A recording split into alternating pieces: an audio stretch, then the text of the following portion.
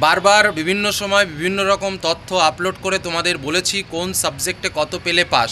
তবুও পরীক্ষার আগ মুহূর্তে অনেকেই এই বিষয়টা নিয়ে আমাকে কমেন্ট করছো যে স্যার ন্যূনতম আমাকে কত পেতেই হবে, কত পেলে আমি পাস করব, আমাকে সেটা বলে দিন।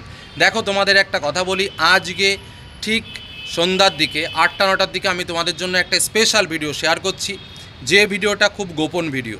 যে ভিডিওতে একটা কথা বলা আছে, কেউ যদি এক অক্ষরও না পড়ে তবুও সে প্রত্যেকটা সাবজেক্টে, একটা দুটো সাবজেক্টে নয়, প্রত্যেকটা সাবজেক্টে পাস করবে। কিভাবে পাস করবে সেটা ওই ভিডিওতে বলা আছে, লিঙ্কটা দেখে নিও। এবং ন্যূনতম 15 মার্ক সে পাবেই। যদি সে কোনো দিনও পড়াশোনা না করে, কোনো দিন বই খাতা না ধরে তাও কিন্তু সে পাস করবে। সেই টিপস আজ আমি তোমাদের সামনে শেয়ার করে দেবো, যাতে করে কেউ ফেল না করে। কারণ ফেল করা আমি মোটে দেখতে পারি না।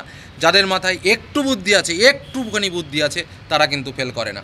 আর যে প্রশ্নটা তোমাদের উত্তরটা দিয়ে দিয়ে আমি একদম শর্টের মধ্যে কত মার্কস পেলে পাস সেটা নিয়ে যদি বলতেই হয়, তাহলে একদম সহজে বলতে হয়, যারা 40 মার্কের পরীক্ষা দিচ্ছ যে সাবজেক্টগুলোতে, এই 40 মার্কের পরীক্ষার মধ্যে তোমাকে পেতে হবে 12 মার্ক, এবং যে সাবজেক্টগুলোতে 35টি মার্কস রয়েছে সেই 35 মার্কসের মধ্যে তোমাকে পেতে হবে 11 মার্ক। এবং আমি যে ভিডিওটার কথা বললাম, ওই ভিডিওতে কিন্তু বলে দেওয়া রয়েছে যে কিভাবে তুমি এই 35-এর মধ্যে 11 বা 40-এর মধ্যে তুমি কিভাবে 12 মার্ক পাবে, এক বিন্দু এক অক্ষরও পড়াশোনা না করে। সে টিপসও কিন্তু সেখানে বলে দেওয়া রয়েছে, যার জন্য বিকালের ওই ভিডিওটি কিন্তু অবশ্যই দেখো। আর আমি এমার্জেন্সিভাবে একটু হায়দ্রাবাদ এসেছি, তোমাদের আমি এর আগেও বলেছি, আবারও বললাম। তবে আমি সবসময় তোমাদের সঙ্গে আছি। প্রশ্ন উত্তরের জন্য চ্যানেলের সঙ্গে থাকো।